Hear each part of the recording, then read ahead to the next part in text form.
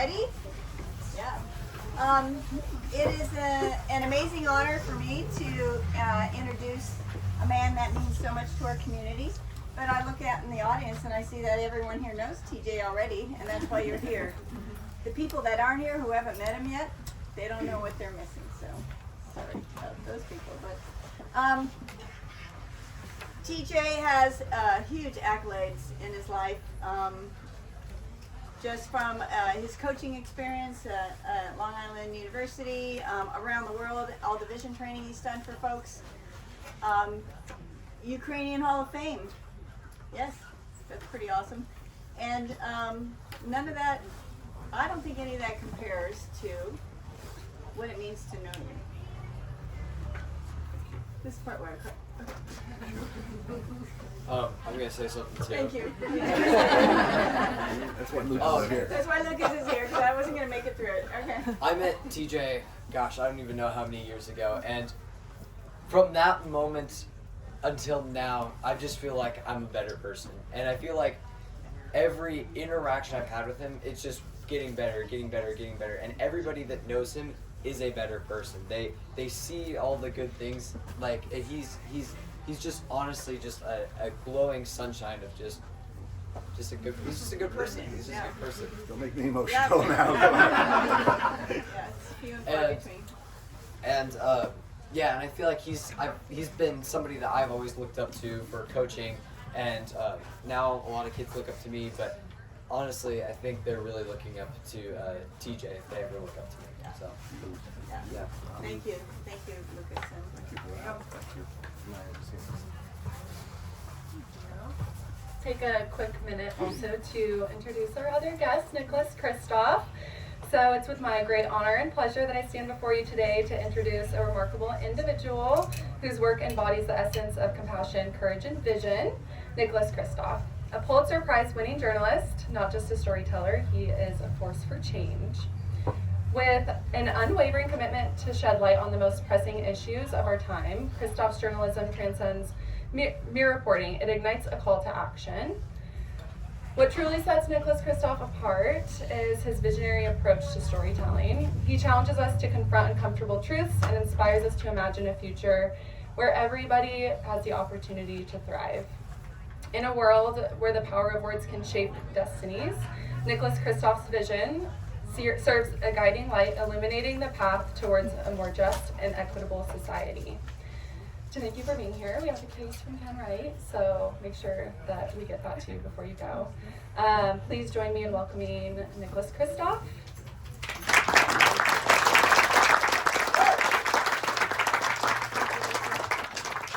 Well, thank you all for coming out, and thank you, TJ, for not only coming out, but bringing amazing weather. We appreciate that. You're welcome. Anytime. And congratulations on this great book. If you do not have a copy, they will be available after. TJ will be doing a signing, and copies are available for a donation to the soccer club. And it's truly a great read. I really encourage it. One of the things that I learned out is that TJ and I have a certain amount in common. And we are both actually Ukrainian. Our grandparents may have played soccer together in the old country. And so we decided actually we'll be conducting this conversation in Ukrainian, if that's okay. You all right with that? Let me start. For a book about vision in soccer, but even more importantly in life, you talk about a kind of amazing saga about how you became aware of the importance of vision, which was when you were a child and almost lost your eye. Tell us about that. Yes, it was actually an awful accident that happened when I was a child. When I was 12 years old, I was out with a friend of mine. We were building a fort to climb a tree, and I was standing behind him as he was hammering a nail to build these steps, a ladder to climb up the tree, and a piece of the nail broke off and cut me in the eye, went right into my pupil. And it was a very difficult and painful experience. I went home, ran home to my mom, and she put some cold compress on it, and I opened my eye about 10 minutes later, and it was still damaged. Went to the hospital, and they checked me in the emergency room, and I was 12 years old at the time. You can imagine how that was. And the doctor says we have to check into the hospital. But right away, things started to change. So I'm in the emergency room, and if you can picture this, if you cover your eye, all of a sudden the world looks very different. And things that you took for granted, you don't take for granted anymore. So I would notice when the doctor came in, her demeanor was either happy or not happy, and I could tell right away that the news wasn't good news.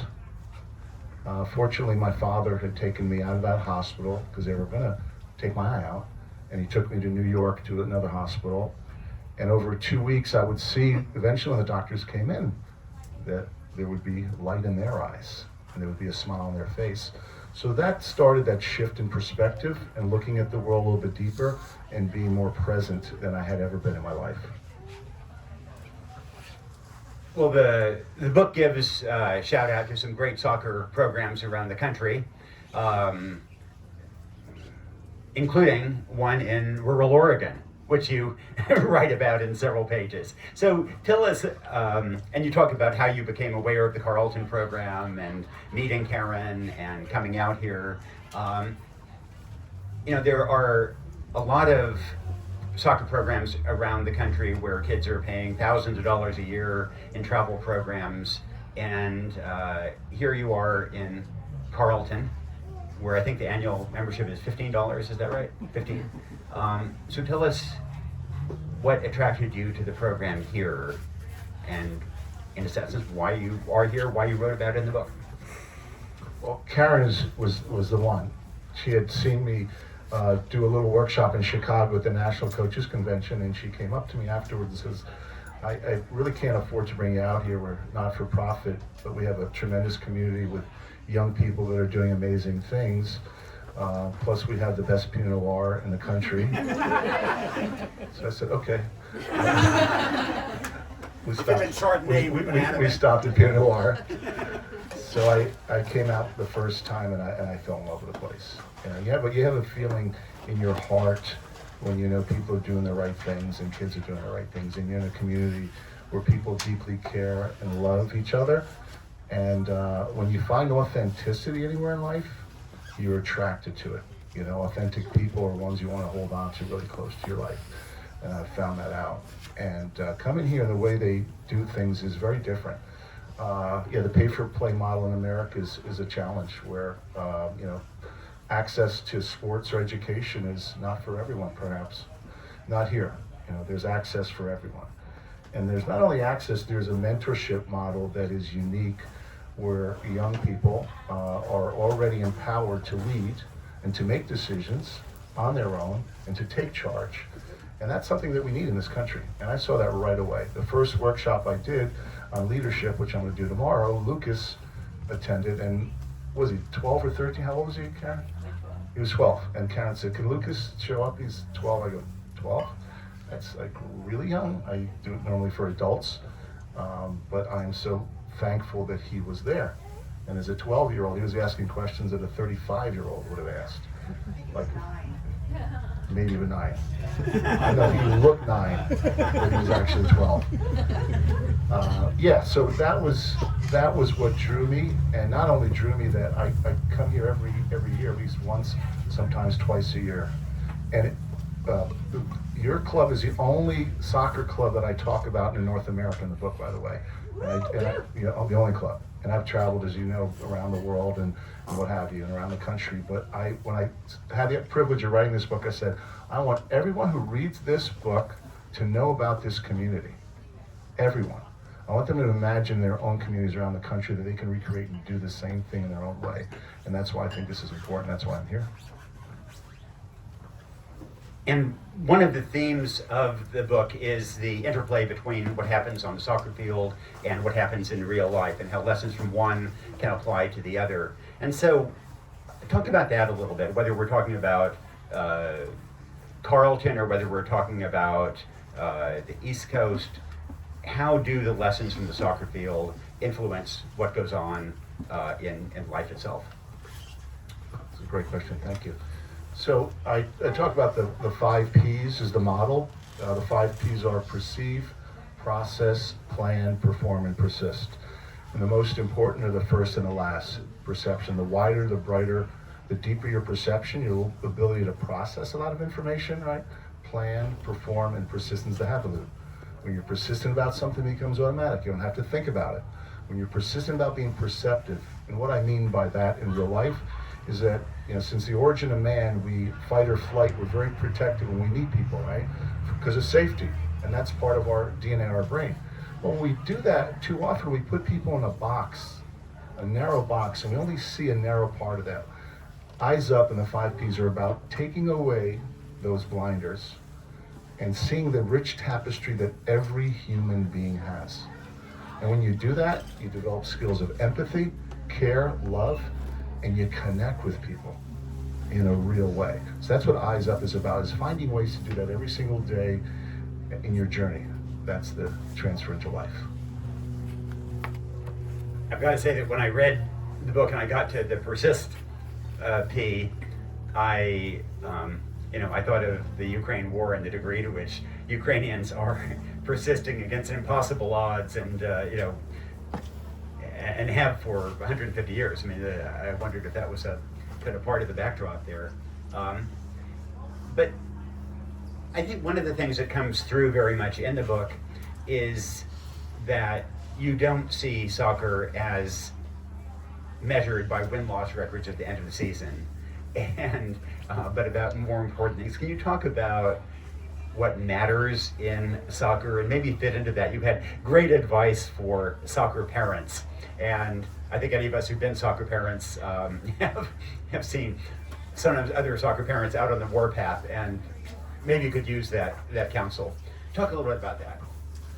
So in Eyes Up, I talk about how do we support our children in sport. I have 2 older daughters, one's 31, the other one's 26. The 31-year-old was a Division I track runner, and the 26-year-old, so Kate was the oldest, Caroline was a Division III soccer player. And both played at very, very high levels, both competed. In fact, my youngest daughter, when she played club ball in New Jersey, 2 of her teammates ended up being on the national team, on the women's national team. So it was really, really high level. But the difference was how I interacted and her mom interacted, my wife, with our daughter. So after the game, we would never ask, did you win or did you lose? We would always ask, how did you play? And normally when you ask that question, people tell you if you won or you lost. And I said, well, when I asked that question, I said, that's great that you won, or okay, you lost, but how did you play? So you are reflective about the things that you're doing. Because sometimes we lose and we're playing really well. Or sometimes we win and we didn't really give our all, right? Does that make sense? And sometimes it happens. Sometimes the referee's decision. Sometimes it's out of our control. A lot of things are out of our control, and recognizing that. So from the sideline, and my daughter's words are in the book, that I never felt nervous driving home with you or mom, but I did when you couldn't pick me up and I was with another parent sitting in the back seat, because they would be grilling the child on their performance and the anxiety that they had, right? Well, the dropout rate is so high in this country. 13 and over, 80% of children drop out of youth sports in North America. The number one reason children play is to have fun. We had such a blast yesterday playing in that tournament, right? We had a great time. And we didn't win. We think we won 2 games, but I had a wonderful time, right? So when you have the joy, and as a parent, the most important thing is to support your child in their journey. And then you're on the sidelines supporting them for their effort, supporting other children, not just your own child, recognizing effort in others and not worrying about the success or the failure. And I expand on that in Eyes Up. I've got a ton more questions for you, but I also want to hear you read a little bit from the book. So maybe we can turn to a reading now. And also I'd like to open it up after that to all of you. So think of questions you'd like to ask TJ to put him on the spot. Thank you for that.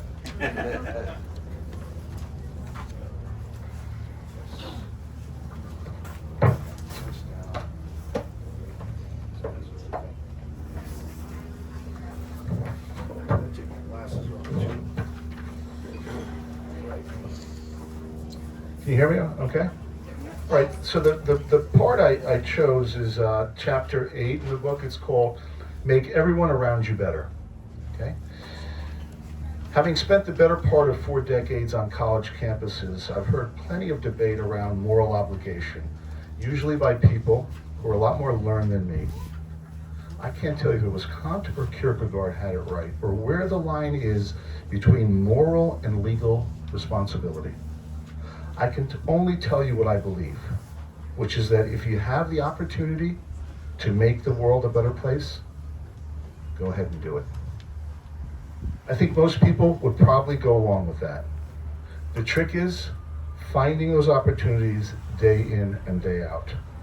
By keeping your lens wide, bright, and deep, you'll be able to pick up on moments for good that otherwise might have passed you by.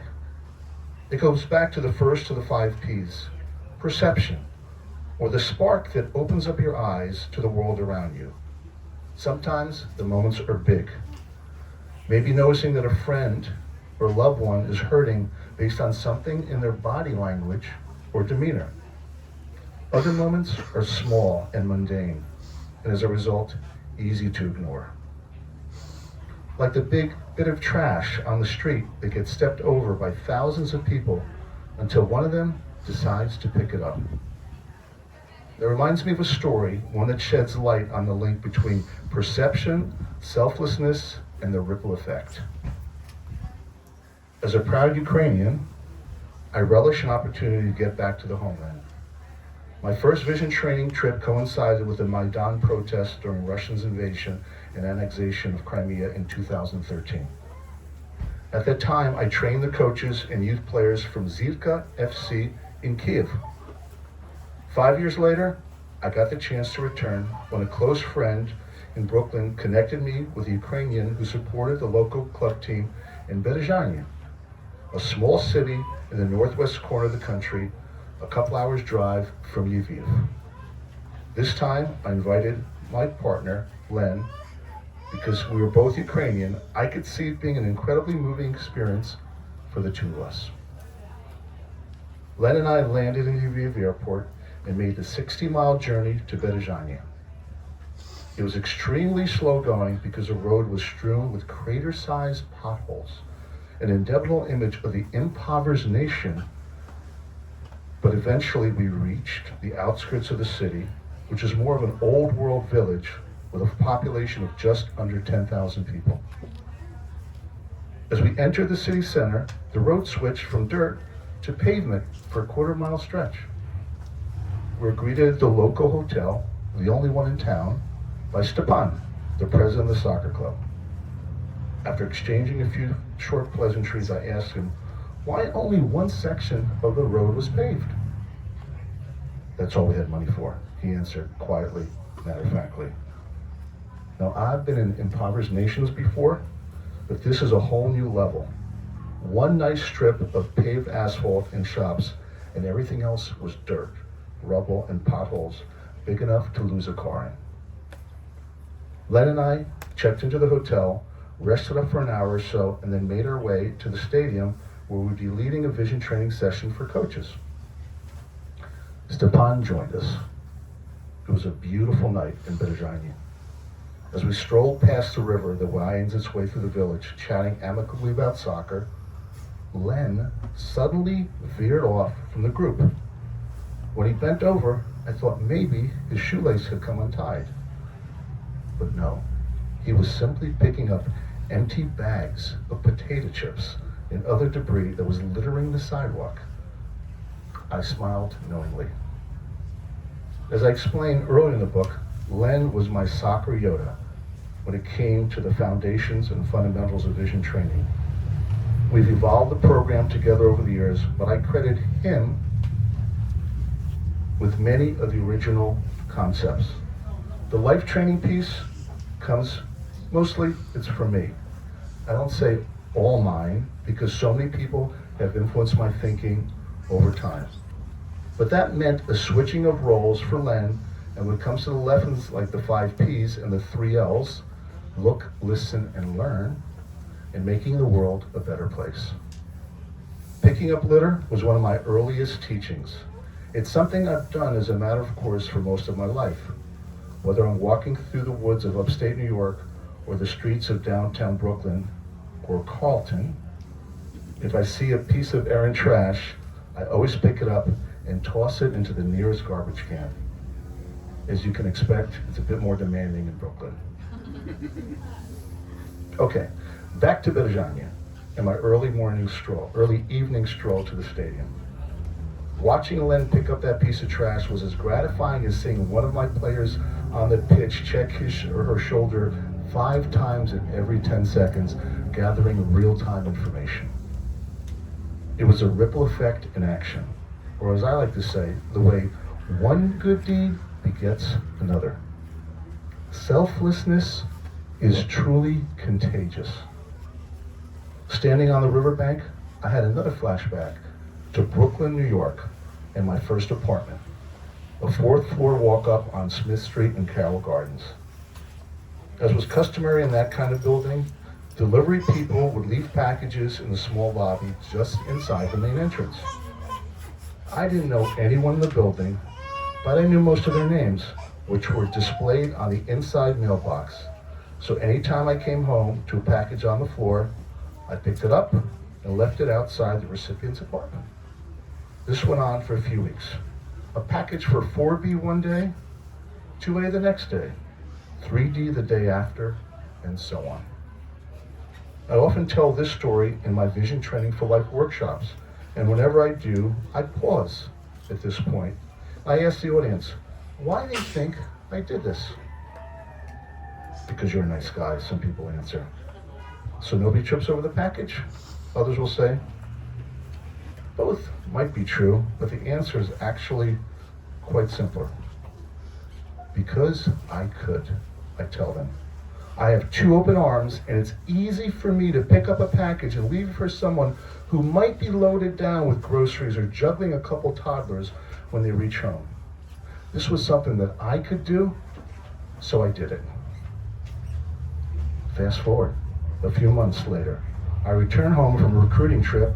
I walked up the stairs to find a package outside my own front door. That's really nice, I thought. Maybe a week later, I reached the building and passed through the main entrance and saw a dad with a baby in his arms and a 4-year-old girl at his feet about to climb the first flight of stairs. Daddy, wait, the girl said, suddenly tugging on his arm and pulling him back toward the lobby. I want to get a package to give to someone in the building today, she said. It was such a wow moment. Here was this 4-year-old girl who learned that giving is a good thing. That was never my intent.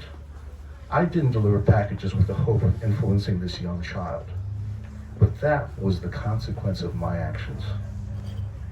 We all have opportunities every single day to do small acts of kindness, and we don't know how far or how deep the impact of our kindness will go.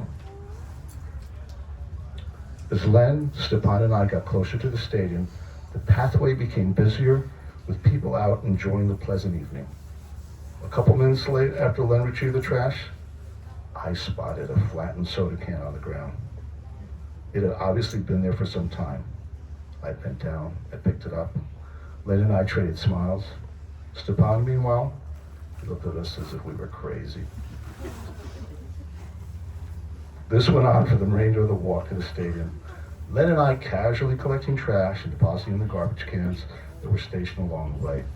We then went about our business, leading a group of talented Ukrainians through the principles of Vision Training Soccer. The response from the players was incredible, such that by the end of the session, their awareness, vision, and decision-making had clearly improved. Amazing, Stepan said to us after the session. They're a coachable lot, I said. That made our job a lot easier. I've been thinking, he started. The impact of vision training has been incredible. It helped elevate the senior team to the next level. But it's our youth clubs which could really benefit, TJ. What if we were to plant the seeds in them and watch them sprout and spread, not just on the football field, but throughout the entire community? Wouldn't that have more of an impact? Len and I stared blankly for a moment. Stepan certainly was a good person, but his focus had always been on making his football club better. In his mind, it was the one area of control in a sea of constant chaos. Yet here he was, imagining the possibility of making his community a better place. It was a remarkable transformation. Stepan, I think you're absolutely right, I said, and we'd love to help. The evening ended soon after the exchange. We headed back to the hotel with Stepan leading the way. Just then, a priest kicked up a sheet of newspaper that had been lying on the sidewalk. Like a cat, Stepan sprung and grabbed it in midair. Aha! He cried triumphantly, then crumbled up the paper and dropped it into the nearest trash bin. The ripple effect was now in overdrive. Thank you for listening.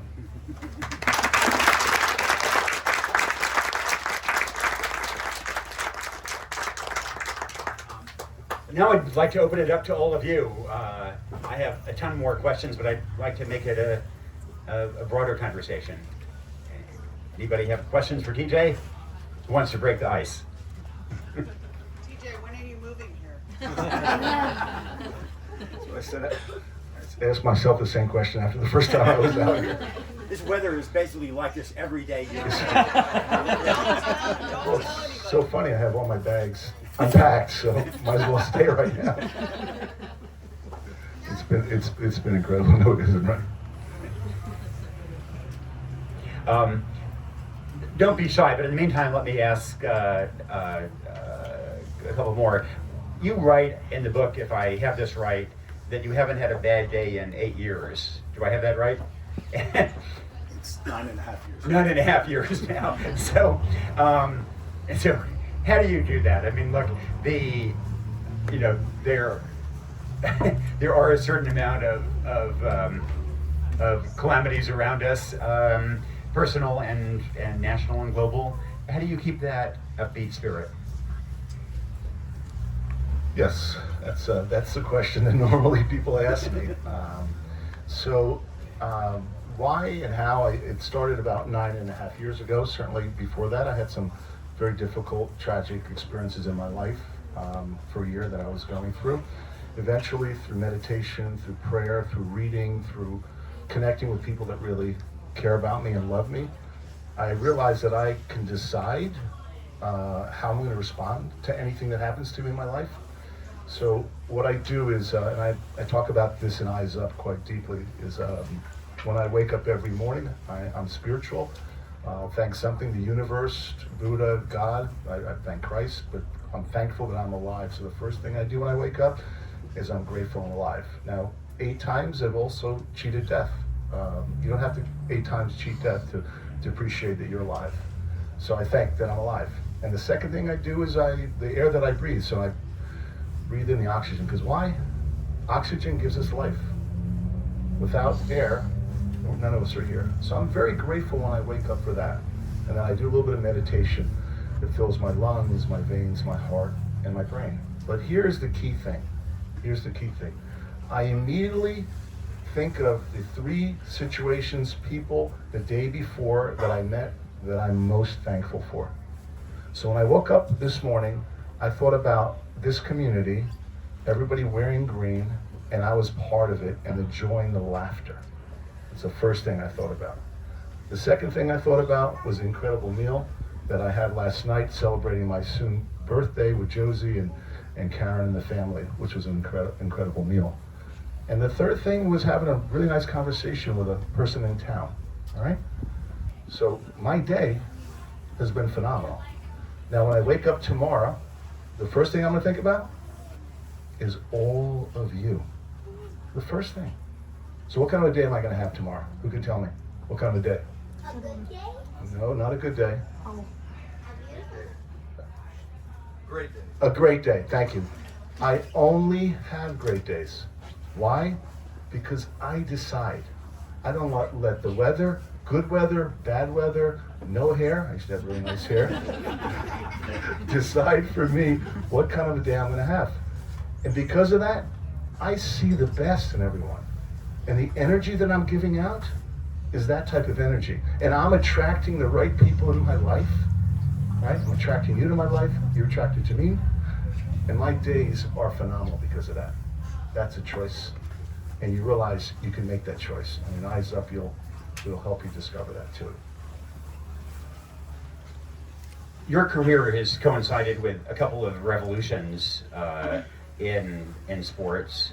One, that soccer went from really being a very much secondary, tertiary sport to now being something that is truly a major sport, and maybe especially in Portland and Oregon.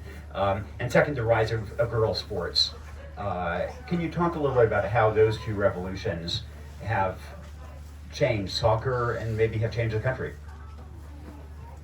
Title IX is the advent of opportunities for women, which had happened in the 1970s because Congress passed opportunities for women to fund sports on the collegiate level that allowed young ladies and women to play sport. The impact it has had is extraordinary. The leadership impact for women in positions of leadership has expanded tremendously. I just did a workshop last week for Good Housekeeping. You know the company Good Housekeeping? That seal of approval for all the employees in Good Housekeeping. There were 36 employees that run the company. 34 were women. 34 were women. And a lot of them played sports. The deputy, the number 2 person in charge, read Eyes Up. She comes up to me, she goes, I loved your book. I go, you love the book? She goes, yeah. I played soccer in college, and I had vision, but I wish I read the book, I would have had much better vision.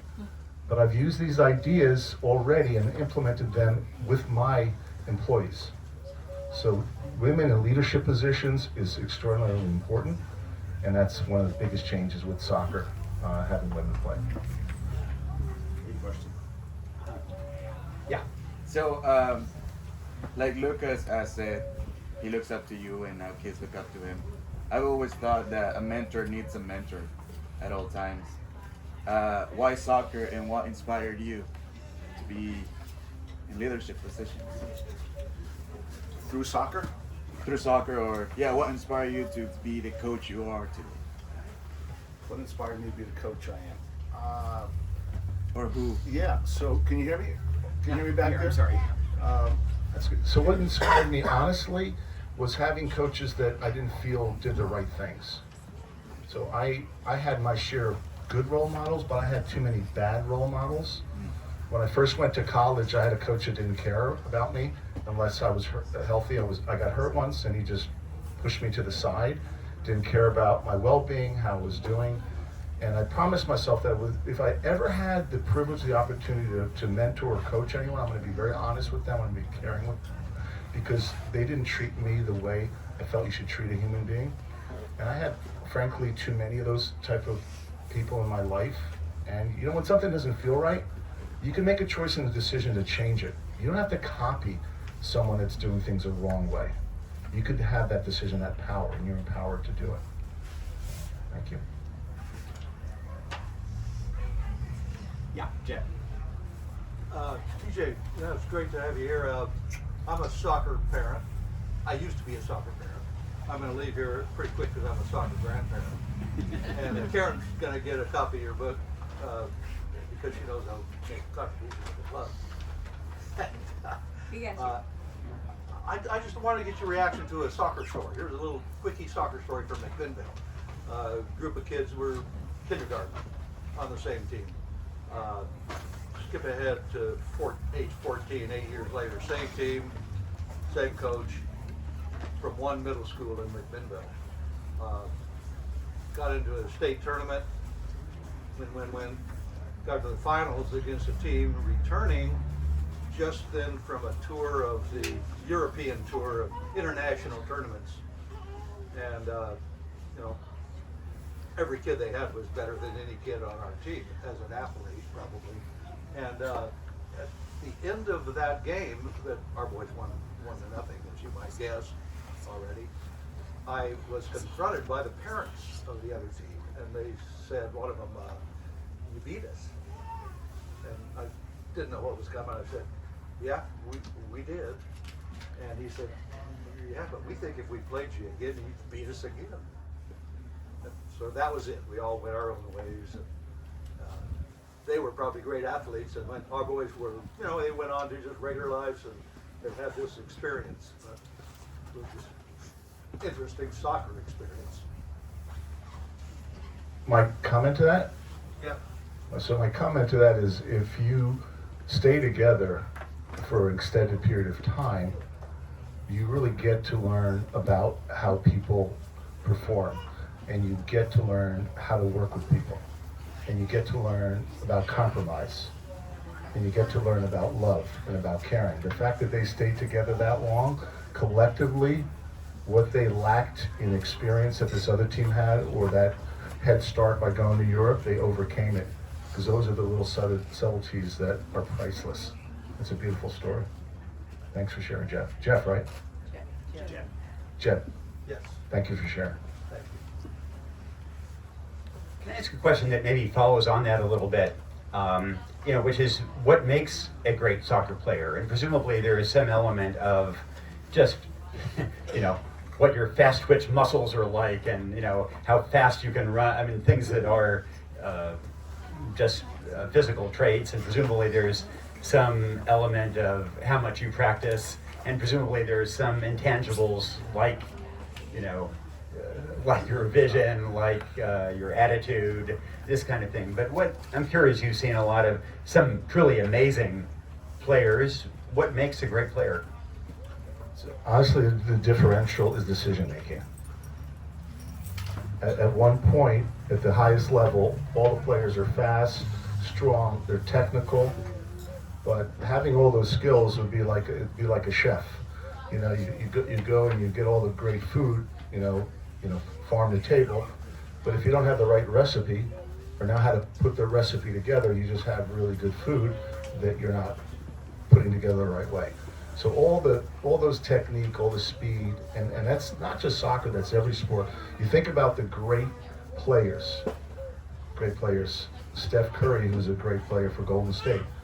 Wayne Gretzky, some of you that might remember him, others may not. All right, all those players. That old quarterback that won the championship in Florida recently, right? The guy from New England. What was that guy's name? Right, Brady, right? He was 42. Was he the fastest? Absolutely not. Was he the strongest? Absolutely not. How about his decision making? His decision making was spot on.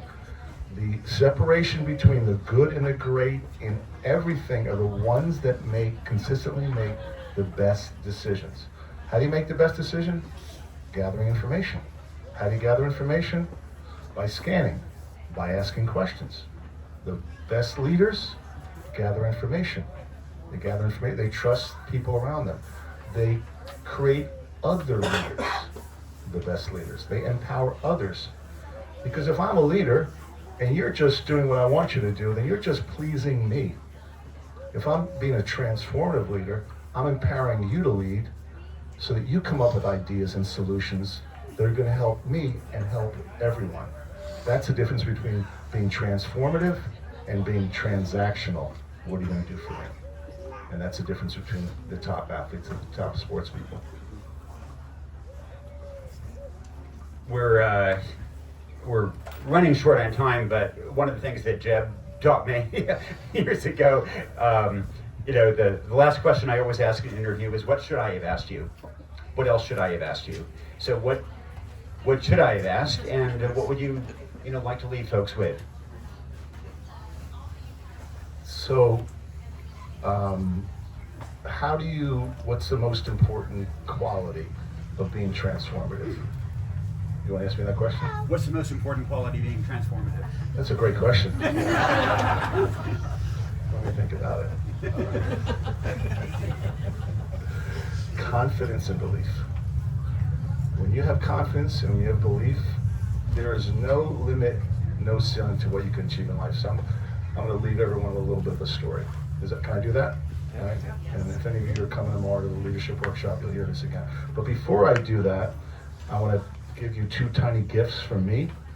And in the book, I talk about synchronicity quite a bit. And Nick and I have had some powerful synchronicities. Let me tell you one of them. I sent him an email yesterday at 4:01 p.m. I hit send, and in my box, there's an email from Nick at 4:01 p.m. I'm like, that's the universe. Asking exactly the same thing. Exactly the same exact question. All right. And he just referenced Ukraine. Well, he didn't know that I have a gift for him. Here's a gift. It says courage. And on the back, it reads, in support of Ukraine's heroic fight for freedom. How about that for synchronicity and coincidence? There's no coincidences in life.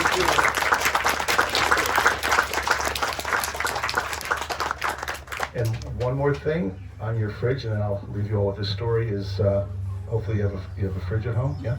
So magnet, it's an eyes up magnet, so to remind you when you look at the fridge, keep your eyes looking around and your heart open and keep making the difference in the world, one person at a time.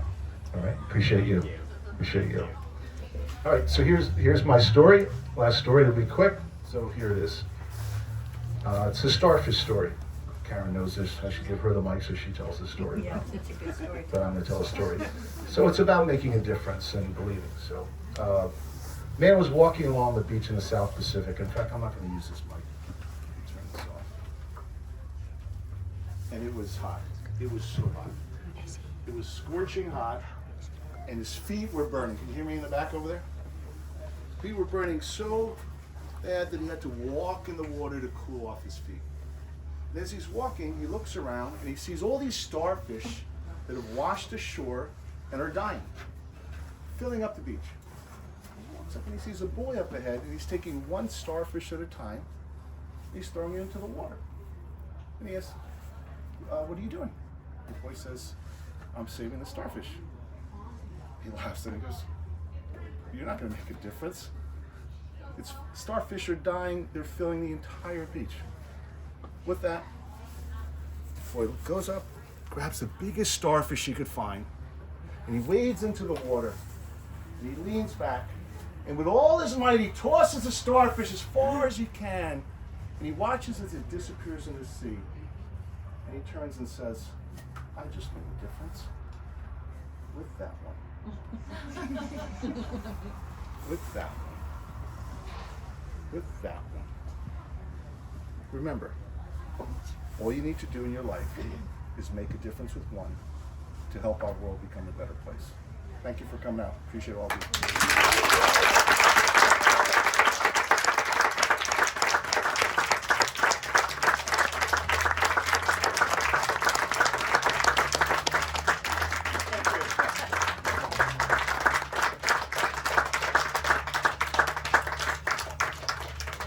Thank you guys. So all the players, you get a free book signed by TJ. We have them in the back.